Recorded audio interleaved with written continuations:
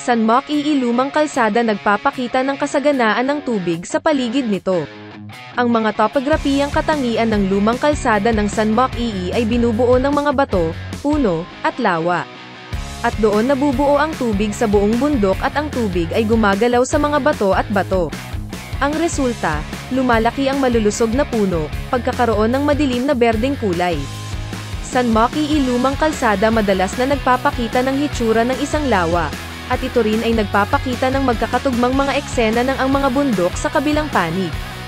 Habang naglalakad sa lumang kalsada ng San Moc-Ii, maaari mong pahalagahan at tamasahin ang hitsura ng lawa, na lalong lumalawak. Hindi tulad ng dagat, isang tahimik na lawa may kakaibang alindog at ginagawa nito ating mga puso kalmado at refreshed.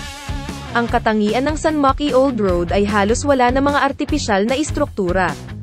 San Moc-Ii Old Road nagpapakita ng natural na tanawin sa atin at nagbibigay sa atin ng malalim na impresyon.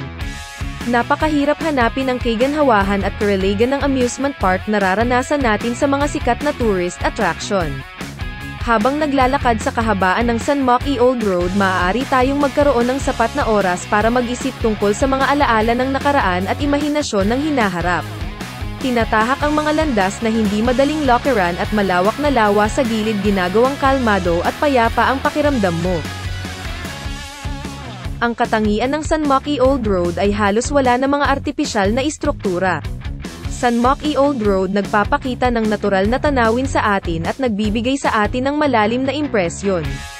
Napakahirap hanapin ang kagandahan at karangyan ng amusement park na nararanasan natin sa mga sikat na tourist attraction. Habang naglalakad sa kahabaan ng San Moc-Ii Old Road, maaari tayong magkaroon ng sapat na oras para mag-isip tungkol sa mga alaala ng nakaraan at imahinasyon ng hinaharap.